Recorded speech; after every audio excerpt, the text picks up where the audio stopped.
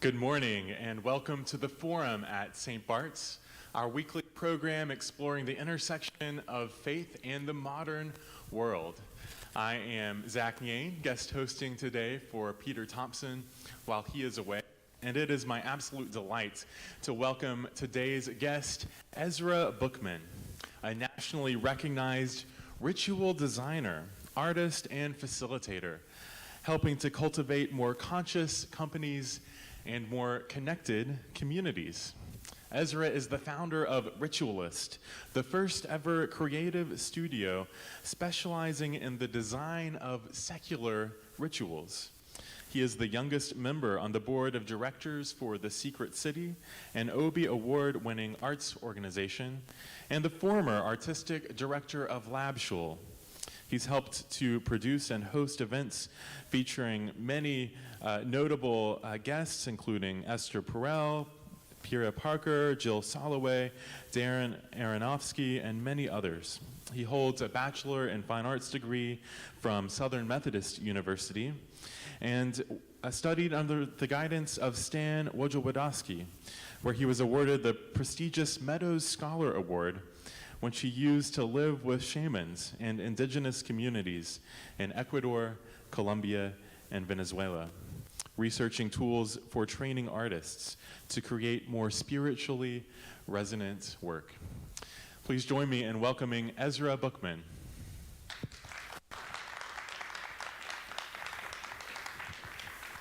Thank you, everybody. Thank you, St. Bart's. Thank you, Zach.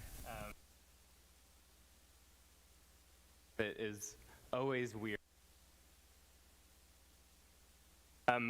Before we dive in, I'd love to just start out with like the world's shortest ritual. I know you're all coming from somewhere. I had a crazy time getting here, and so just as a way of allowing ourselves to arrive here, and wherever you are online in your own home, arriving in some way to transition out of your shuffle, maybe you're multitasking, no judgment, but out of your shuffle and into just being here and present with us for the next 40 or 50 minutes. So just allow yourself to find your feet on the floor.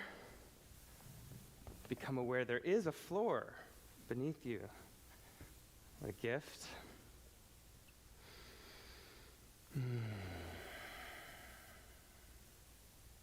And this is nice if you close your eyes, but no need if you don't want. But if you allow yourself to just gently allow your eyes to close and turn your gaze inward.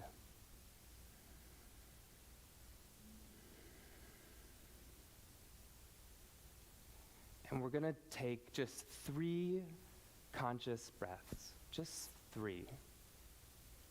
The first we're going to take for ourselves, and the second will be for everyone that's here with us, and that includes online, widening our circle across the potentially world of people who are tuning in. And because this is going to live online, the third breath is going to be for everybody who might watch this in the future. That means you. You're watching it right now, but in the future, because time is cyclical, I'm talking to you, we're breathing for you, and I hope that you are breathing for us, and we can feel connected across time and space. So, letting out all your breath. Take a deep breath in for yourself. For everyone here,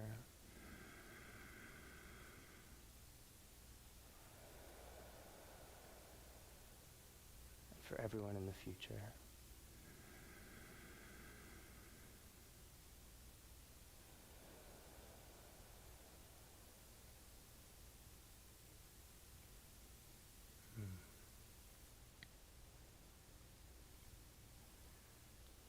So, it all started at football practice. This is Matt Driscoll. He was a rising star in his high school football team. 5'8", 140 pounds. He was a wide receiver, cornerback. And he started noticing some trouble breathing during practice, enough that he kept on feeling like he was going to pass out. So he got rushed to the emergency he found out his diagnosis, which was acute lymphoblastic leukemia, age 16. The next few years for Matt were absolutely a nightmare. He had hundreds of chemo treatments. He dropped down to 86 pounds. He was completely isolated, couldn't really see friends, missed out on school because his white blood cells were too low to be around other people. It was too risky. But after 3.5 years of that, at 19 years old, Matt finally finished his final round of chemo and walked down the halls of Akron's Children's Hospital, surrounded by his friends and family to ring the cancer-free bell. This is a video.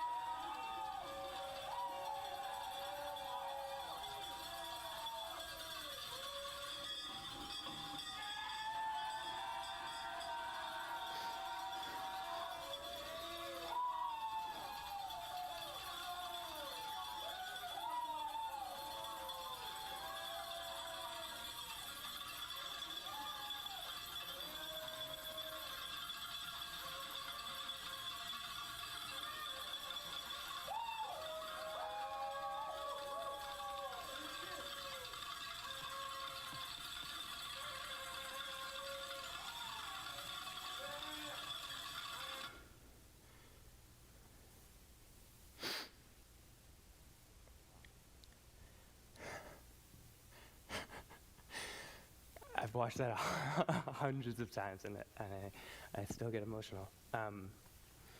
So in an interview afterwards, you see the quote here, Matt said that this was the most important day of his life. And despite the fact that it is completely unnecessary, right, for his actual healing, in fact, it's actually functionally pretty irrelevant, right? He could have just as easily left the hospital, gotten in the car with his parents and gone home. But instead, they took the time and energy, brought all these people together, and took all this time to do this really functionally kind of useless thing. And yet this, as opposed to all the other days in his treatment, this was the most important day of his life. So why is that, right? What does this piece of paper and a golden bell accomplish that all of the fancy and expensive and super important medical equipment can't? That's what we're going to talk about today. We're going to look at essentially 3 questions, although really 4 plus probably infinite. Why are rituals important? What are they actually? And especially, how are they different from routines, habits, and traditions? How do we actually design more impactful rituals? And then hopefully we'll fill as much time as possible with all your questions. I'm going to try to keep my talking short and then just open up to a ton of questions, because I'm curious how this is resonating with you all in this moment at St. Bart's, and I encourage Zach to pepper me with questions throughout. He's got a mic and it is hot, so he might interrupt me as we go.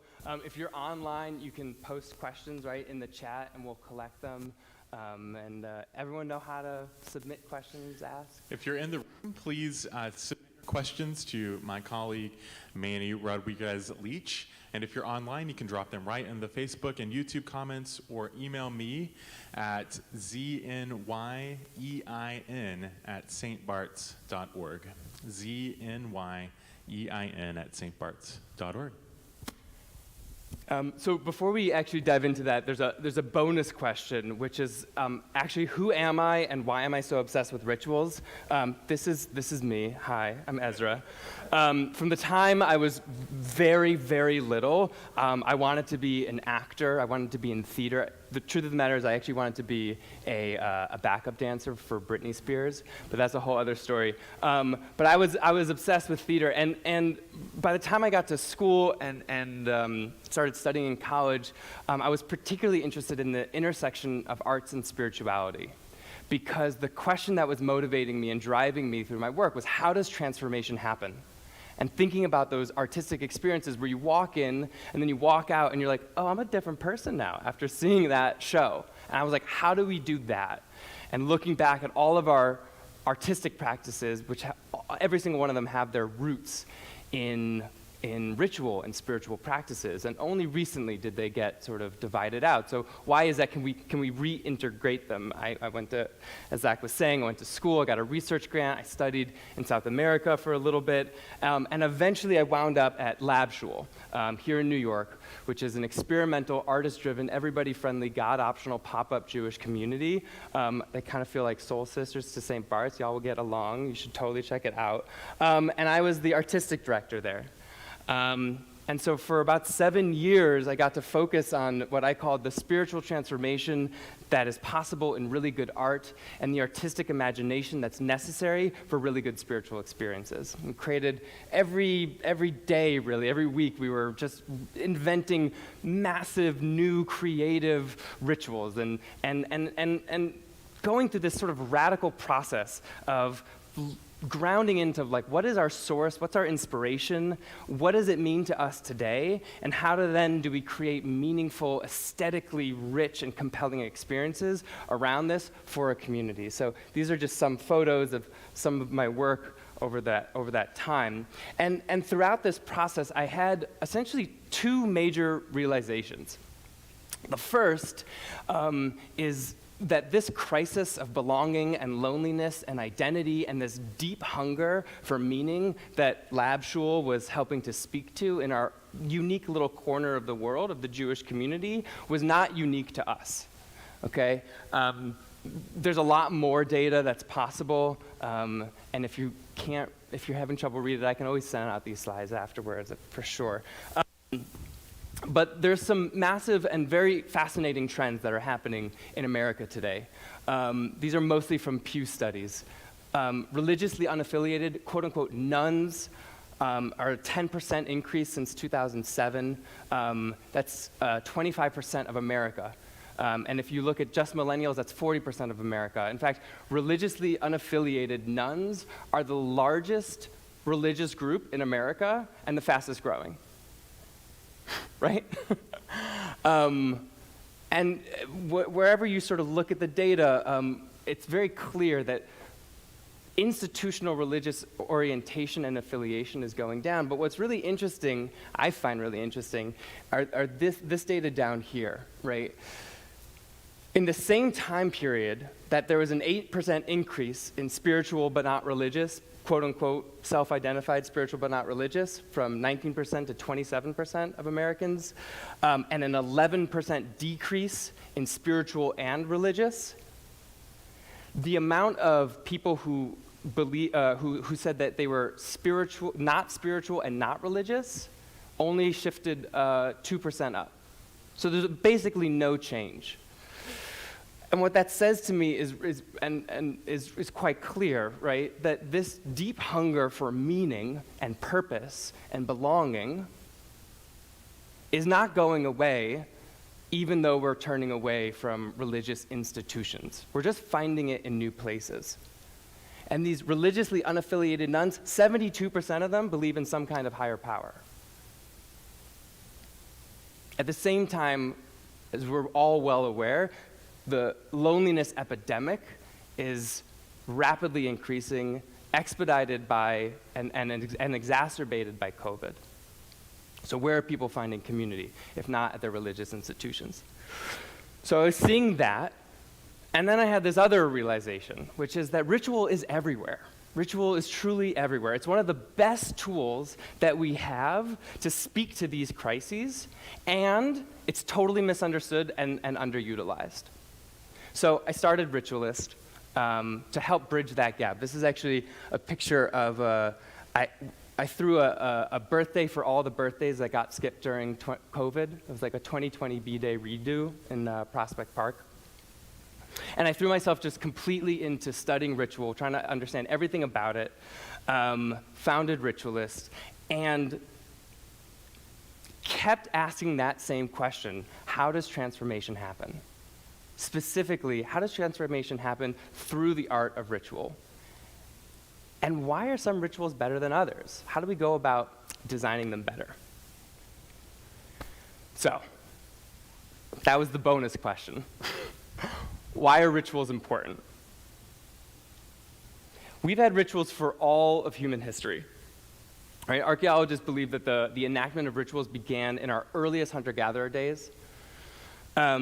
And it possibly is a way of bringing good luck before the hunt, but rituals are as deep as they can go. They're in every single culture, in every single continent of the world, through all of human history. But it's interesting, right, because there's a kind of a theory in evolutionary biology that the cultures that had ritual should have died out. Right? Because if you were sacrificing 10% of your animals or your food to some deity instead of eating it, you should have been at an evolutionary disadvantage to people who were just eating all their food. So there's something else that's happening in ritual that is really powerful. Rituals aren't good or bad, but they are very, very powerful. Yeah, this is... It says, except for the actual sacrifice, all of this is largely symbolic. Yeah. Other than the way this perpetuates all kinds of colonial white sort of stereotypes of indigenous cultures. This is a bad ritual. Who am I to judge? Yeah. Other than the stereotyping, it's funny. So there's in the last 15 years or so, rituals have been studied really intensely in anthropology, sociology, and performance studies. In the last 15 years or so, it's pretty interesting, rituals have actually finally made it into the lab of behavioral scientists and cognitive scientists. These are just some of the recent studies that have been published. It's a whole smattering: rituals enhance consumptions, enacting rituals to improve self-control. They're bringing ritual into the lab and trying to understand, not just from a sociological perspective, but on a brain chemistry sort of level, on a human biological level, what's happening during a ritual. You don't have to read all these. I'm doing it for you. This is the too long didn't read version. Rituals increase heightened engagement and performance ability. This has been studied a lot in sports rituals, especially. They provide stable feelings of social connection. Families who have rituals around the holidays report more feelings of closeness. They increase ability to focus and self-discipline. They increase pleasure and satisfaction from food. That's one of my favorites. They gave two groups of people the same chocolate bar. One they told just to eat it. One they gave this little ritual. They unwound half of it, cracked off a thing, ate it, then it was a really simple ritual. That group rated the chocolate bar better tasting, higher quality, more expensive, etc. So rituals can actually increase your pleasure and satisfaction from food. They help us process feelings of loss and grief, but that's now shown in the lab. They increase feelings of control in times of uncertainty and calm in times of anxiety.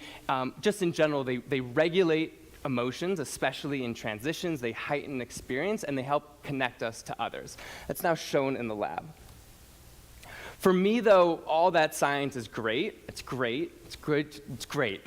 I like to think about basically three main categories around why we do rituals. Rituals are this unique and special space that help us zoom in, zoom out, and embody values. And they're unique in their ability to do so. And this is what I mean by that. Zoom in is is slow down, right? I think about rituals as friction. They disrupt the automatic and the habitual, and they slow us down to be more conscious and present and grateful. Take anything that you do, add a ritual to it, it takes longer, right? So especially in the modern world right now, where everything is faster, frictionless, move, rituals are this, in my opinion, this radical countercultural offering that we have to break that habit. At the same time, they help us zoom out. Oh yeah, this is a quote from Pico Iyer. The only cure for distraction is attention. Pico, Saint Pico, I love you. Zoom out. researchers who are studying the sort of the psychological conditions necessary for a meaningful life point to specifically an understanding of one's life beyond the present time and space. The core of a meaningful life is expanding beyond yourself, and rituals help us do that. They connect us to the past, they ground us in the present, and they help us set intentions for the future. Interesting. What Roshi Joan Halifax calls a sense of timelessness. They combat loneliness by connecting us to ideas and communities that are bigger than ourselves. That can mean God, sure, right? But that can also mean your community, your city, the Constitution, your family, your deepest core sense of purpose in life, anything that feels bigger than yourself. Rituals help us connect to that. And finally, rituals help us embody our values. Dr. Isabel Banky says, "Tell me what rituals you do and I'll tell you who you are." Rituals make the intangible tangible. And they create spaces for us to have a shared experience and expression of those values so that we can be held accountable to them. And we can hold our leaders accountable to them. There's something interesting also that's happening. The anthropologist Mary Douglas says, rituals can permit knowledge of what would otherwise not be known at all, right? Making the intangible tangible. But it goes deeper, right? It does not merely externalize the experience, but it brings it out into the light of day and modifies the experience in so expressing it.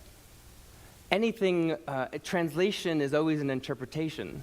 So when you translate a feeling, a thought, a belief, an idea, a value, into an embodied experience, literally in your body, something changes, something shifts, and something deeper happens with that value. So that's why rituals. Any questions, Zach? I think we're doing good. All right, let's keep rolling. There's a lot there, but I want to make sure you have time to get through. Are y'all still with me? Yeah? In the back, you with me? Online? Yeah, all right. All right. So that's why rituals. I hope I made a compelling case. Well, here's one question. At some point, I'd like to hear a little bit about what does it mean to be spiritual? When we talk about the spiritual but not religious, I've had some of my Episcopalian kindred say, well, Zach, I'm religious but not spiritual. And so what is the differentiation really between religion and spirituality? Yeah. Let's have a whole night debate on that one. It's a great question. I don't know. I think it's deeply personal, and I think that any attempt to really define that as a sort of systemic idea ultimately dissolves, especially because I think part of what that push and that demographic change around spiritual but not religious, it's about resisting institution and hierarchies and the sort of insinuation that someone else can tell me what to do or tell me how to feel, and grounding into an intuitional sense of self. Where you get to define for yourself what that means. And so me telling them is sort of like the antithesis of what they're trying to do by claiming that identity of spiritual. But I think it has something to do with feeling connected to something more than yourself. Fill in the blank what that means. Yeah. All right, what are rituals? What are rituals? Usually I love to take field ideas here, but we're moving quickly. I want to save time for questions. I collect two things in life. I collect rocks when I travel, which is very, very inconvenient, and I collect definitions of rituals, right? There's a lot of them. These are just a few of them. Take a screenshot, whatever. There's a lot. The truth of the matter is they're all correct. One of the foremost sort of thinkers on ritual, Catherine Bell, she said this great line. She says, our definitions of ritual, rituals exemplify and support the discourse within which it is elaborated, right? So this idea that we we have this discourse, and we create a ritual definition to fit that discourse that both supports it and exemplifies it. So they're often like this sort of cyclical thing and self-contained. Whether you're a sociologist, anthropologist, behavioral scientist, you're going to think about ritual really differently, and you're all right. You're all right. I have my favorites, obviously, but you're all right. I do love Rabbi Chaim Stern's "Ritual is poetry in action." Beautiful. Here's my definition. Rituals are intentional symbolic actions that heighten importance, impact, or meaning. Rituals are intentional symbolic actions that heighten importance, impact, or meaning.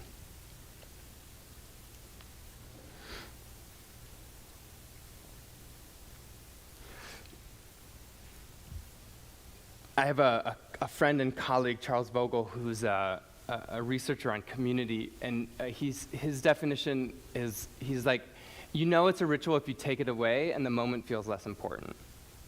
I kind of like the simplicity of that. I'm a designer, first and foremost, and so my definition is very functional. For me, I'm really trying to understand functionally what is the ritualization of an action. Like, what is happening? What's being done? And especially, how do I determine and differentiate between routines, habits, and traditions? Because they tend to get conflated in our vocabulary, and that's not really useful as a designer. So we're going to flag this and come back to it, but really core to this definition are these two words, intentional and symbolic. Intentional, I call the 3 Ps: purposeful, personal, and particular. We'll come back to this, don't worry. And symbolic, this is from the researcher Nick Hobson, partially lacking direct instrumental purpose. Or from Christine Lagari, causally opaque. So it's that thing that we were talking about at the beginning, Matt, right? Ringing the bell has nothing to do with the function of healing. It's not directly causing him to get better in any way, and yet it is clearly affecting him in some way. So that the cause is opaque. Right? And the function is not totally instrumental. It's the difference between lighting candles so I can read at night and lighting candles to honor my ancestors. Right? So here's how I differentiate between rituals, routines, habits, and traditions. Rituals, intentional symbolic actions that heighten importance, impact, or meaning. Routines are intentional repeated actions. You know why you're doing them, but they're not like making the moment feel more special, and they're not symbolic, they're functional. Habits are automatic repeated actions, and traditions are actions that gain meaning through repetition. This makes a lot more sense if I tell a story. So I'm going to tell a story about my family growing up. This is us right there. I have 3 older brothers, and that's at a dinner table. And that I actually found an actual photo of our kitchen table growing up, covered in mangoes. We grew up in Miami. So we ate dinner together as a family every night. My mom would cook, and we always ate dinner together as a family. And for a family of 6, that was a big deal. And that was a tradition. Our tradition, the act of eating together as a family, grew in meaning through the repetition of it. It gained a wider sense of meaning because we did it so consistently. Now, we always sat at the exact same seats at the table, no matter what. No matter what. Like, it was an unbreakable rule that we had no idea why. We never like sat down and discussed who sat where, but for whatever reason, like we each had our locked in positions at the table. That was habit. It was automatic, it was repeated, but it wasn't conscious or intentional in any way. Now, before we dived in, we would always wait until everyone was seated, which again, boys coming in, practice, work, whatever. It's easy to just dig in and be, but we always waited until everyone was seated, we held hands, and we said the Jewish prayer before a meal together. That's the ritual. Intentional, symbolic, right? It's not functional, it's actually slowing us down from the consumption of calories. But it made dinner feel more important and meaningful. And there's other stuff going around too, like holding hands, right? There's always someone fighting with a family of 6, right? And someone who, like, right before dinner was like, I'm never talking to you ever again, And yet there we were, holding hands, touching each other, coming into contact, and saying something together. And I think that ritual really built so much of our family ties because it dissolved the armor that we wanted to put up so frequently. And then finally, routine. At the end of dinner, we had what's called the Clean Plate Club, okay? So you had to finish your food on your plate and bring your plate to the sink to wash it. It was intentional. We knew why we were doing it. We knew why we were doing it. It was purposeful, particular, personal, but it wasn't meaningful, and it certainly wasn't symbolic. All right, so that's how we might say, oh, my family ritual of eating dinner together. We get sort of casual with this language, but when you look a little bit closer, these things are swimming together and working together in a non-hierarchical way. No one of these things is any better than the other. They just function differently in our lives. We need all of them to be a fully integrated human.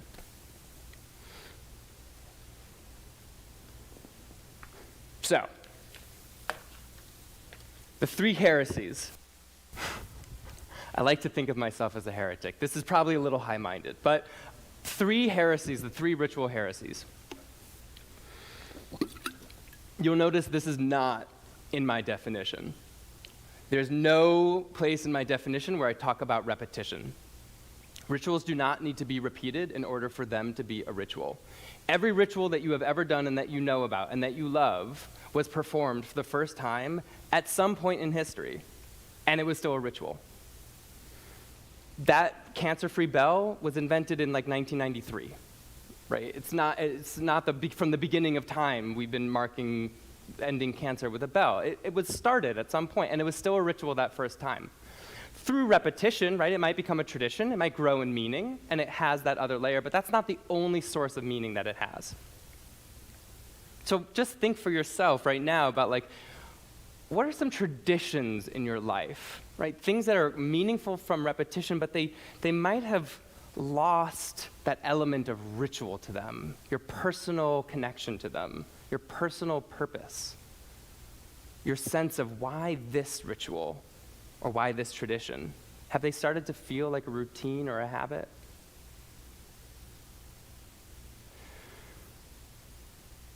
Rigidity.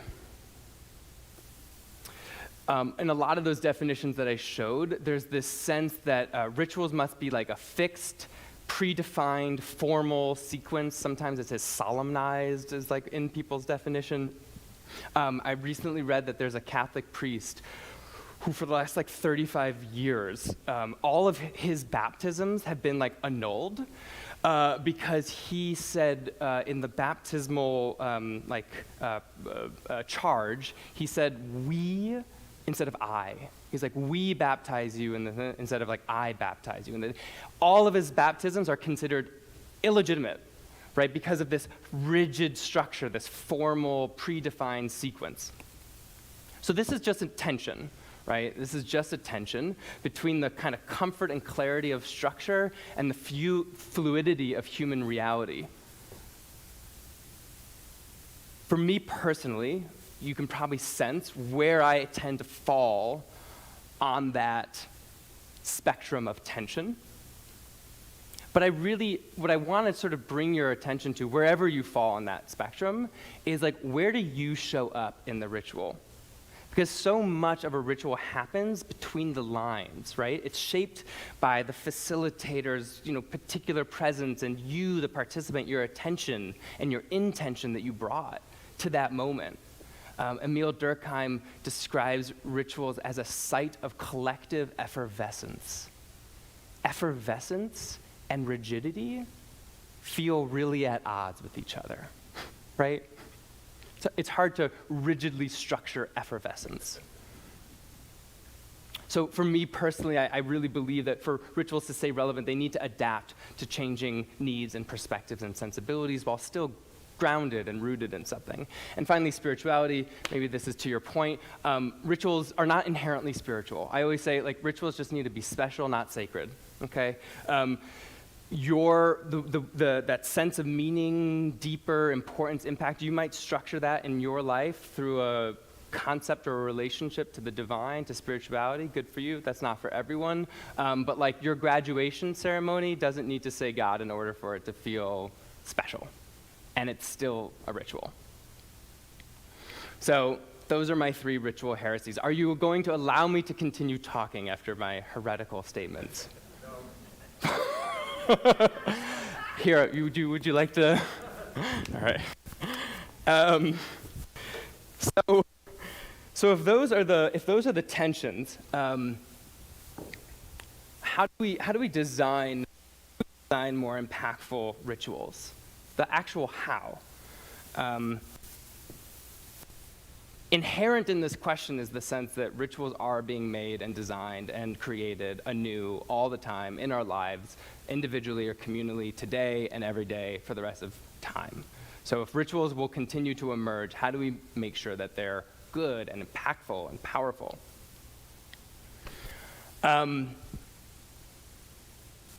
There's no easy answer. That's my answer. Catherine Bell, that same researcher, she talks about rituals as a type of critical juncture wherein some pair of opposing social or cultural forces come together. Sort of inherent to ritual is the idea that it's a space where oppositions come together. These are just like I've got like a list of 100 tensions within ritual, and especially within ritual design. The tension between tradition and change, familiarity and novelty, repetition and spontaneity, between being a contributor or consumer, order and chaos, the individual and the community, facilitation, co-creation, the real and the imagined ideal, subjectivity, objectivity. These are just questions. There's no answer that says this is what you should do to answer these tensions. You just have to acknowledge that they exist. And like Rilke says, to live the question, and continuously allow yourself to come to new answers around them. That being said, I have a design process. It's called the ritual lines. And I'm gonna just give you a brief description of them, and then we're gonna dive into some questions. Sound good? Awesome. So the ritual lines are what I consider sort of the 7 primary elements, or the lines on which a ritual travels. They're lenses. They're a way of looking at an experience or an action or a moment. They're like glasses that you can put on.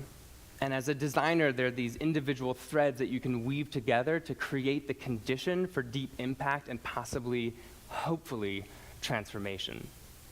Story, place, body, symbols, time, poetry, and meaning.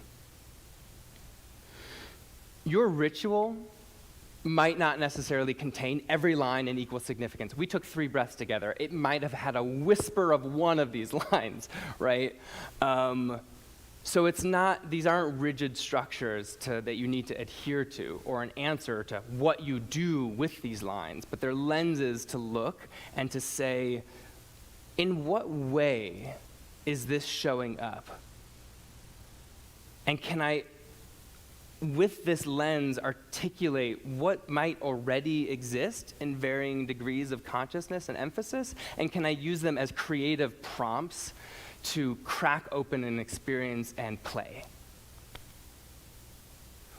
The one thing I want to point out, repetition, is right here. We find repetition in time and rhythm, not a prescription around it, but the possibility of it. It's 1 of 7. So there's so much more that's available to us as humans in order to create an impactful experience. Ultimately, though, in like the base simplest that I can do I'm sure I'm already a little bit over time, of course, is bring you back to this idea of intentionality. I said I think about intentionality with 3 Ps: purposeful, personal, and particular. And what I encourage people to do is ask yourself 3 questions. Why am I doing this? Purposeful. Why am I doing this? What's your personal connection to this action, to this ritual that you're doing? Why me? What's my connection to it? And why am I doing this particular thing? Of all the things that I could do to honor my ancestors, to mark the end of a cancer treatment, to mark the arrival home, to say goodbye to my kids as they leave for school, to retire and move into a new stage of life, to get married, and so on and so on. Of all the things that you could do to mark that, why that particular thing that you're doing? And if you can answer those questions, you're on your road to intentionality. Because all of those ritual lines, all of the things that we see around us, the robes, the goblets, the books with the prayers and all of that, they're all fingers pointing to something.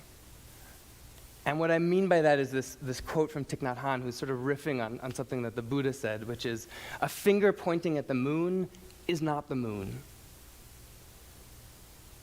The finger is needed to know where to look for the moon, but if you mistake the finger for the moon itself, you will never know the real moon. So all this stuff that we have, all these ritual lines, all this accoutrement, they're all fingers pointing to something else. And I hope that you point to that inside and with each other and out into the world and here in this beautiful space as you design and create meaning for your life in the modern world and for yourself and for the people around you.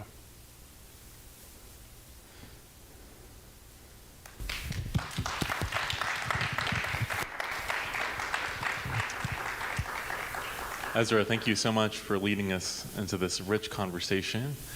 I'd love to open the room in person and digitally to any questions that you may have. If you're online, please feel free to drop in the comments or email me at znyein@stbarts.org.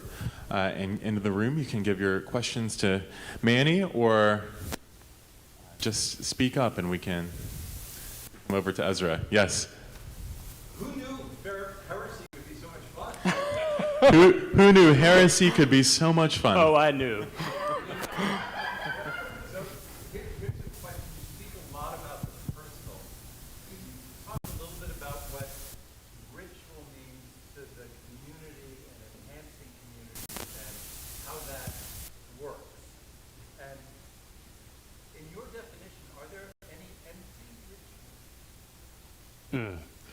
So the question is around my definition or my speaking about intentionality. I really focus on your personal connection.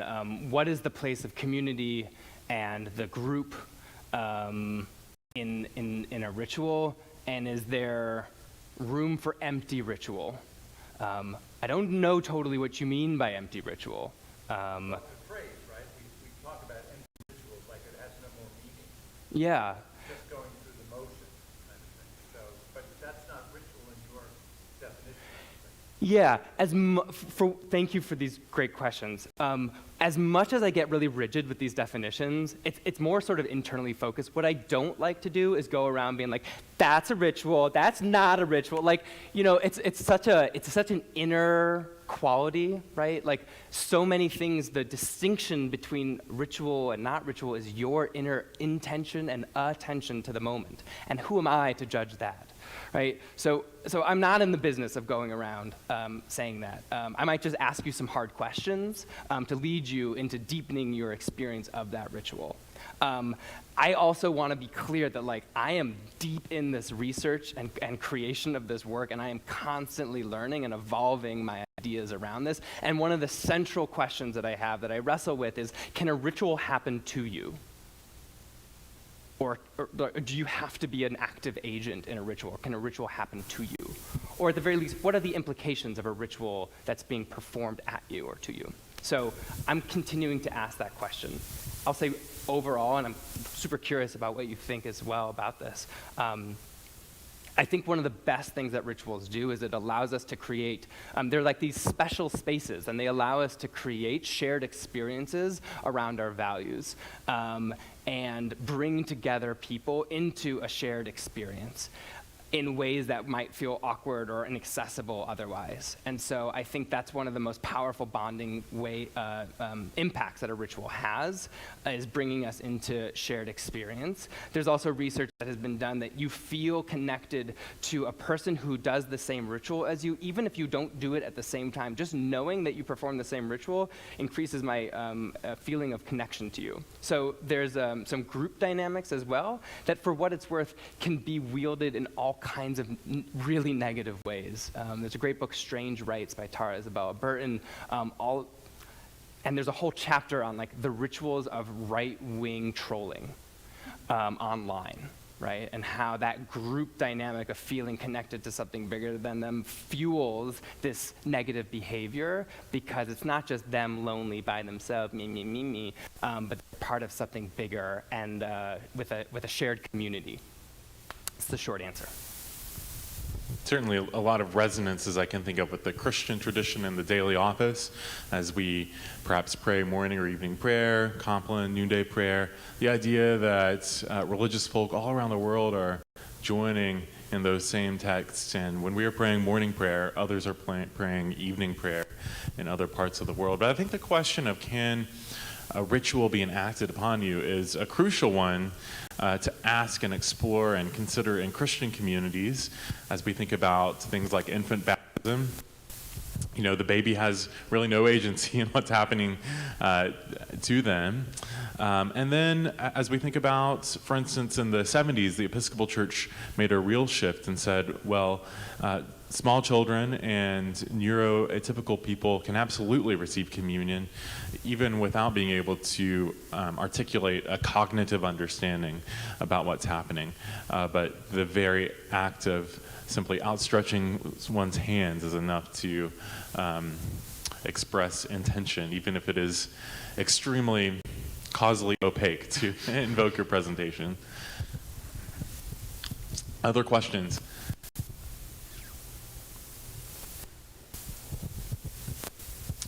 Ezra, I'm wondering if there are any just standout rituals that come to mind that you feel like just knocked it out of the water.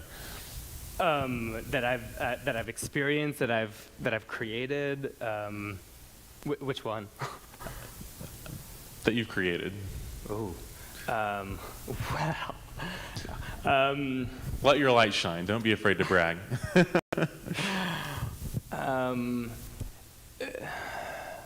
You know, it's funny, right? The funny and interesting thing about this idea of ritual is the scale and scope of it, right? Because ritual is as like small and tiny as, like my computer password is deep breath, one word, deep breath. It's not my email password, it's just my computer password is deep breath. And I, as much as I can, not all the time, but try when I type in my computer password to take one single breath, right? So ritual can be as small as that, and as big as like some of those photos that I showed at the beginning, these massive and, you know, multi-week, sometimes festivals, and everything in between. So it's an interesting question, because for me personally, I mean, some of the most meaningful rituals are some of the smallest ones. Before I eat,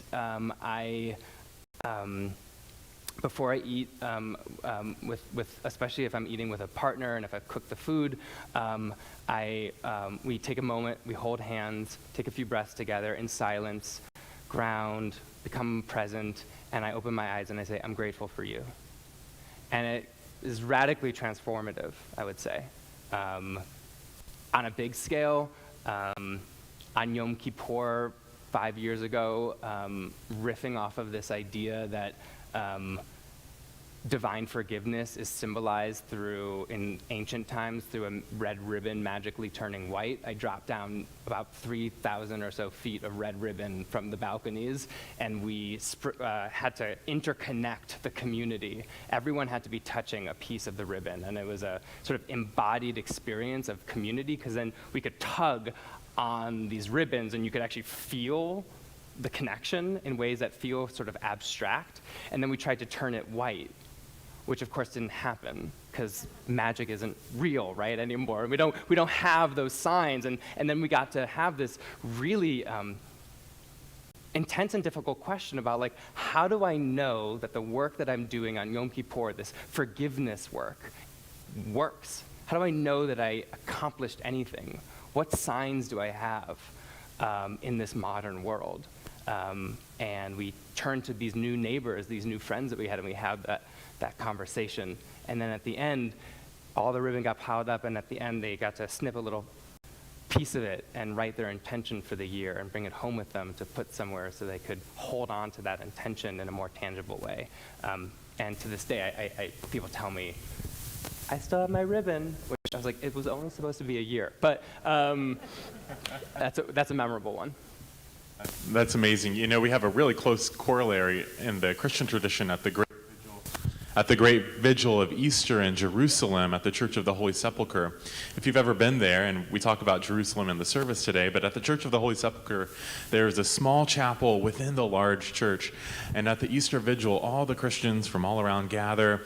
And inside the chapel, where no one can be seen, are I believe, the Orthodox priests who supernaturally summon the light of Christ to light the Paschal candle. And then it spreads out into the church, and then the candle gets on a plane, I think, to Rome and then to Greece. But how convenient that no one but the priests can see inside the chapel. But of course, we've been able to extrapolate that liturgy and still make it meaningful in our day. We do it here at St. Bart's every year. Well, I think we're coming to the end of our time. So thank you all so much for your time. Thank you to Ezra for giving us so much to think about as we consider weaving together sight and sound and touch across time and space to design rituals in our day. Thank you, Zach. Thank you, St. Bart's. Thank you, all of you here today. Thank you online in this moment. And in the future, thanks for watching. This is my email, and my website is ritualist.life if you want to be in touch or hear more about my work. May you ground deeply into your deepest purpose and your highest self and the truest expression of yourself. And may you find sacred and beloved community in order to share that self and to let those tiny little ripples turn into a wave and change the world. Amen. Amen.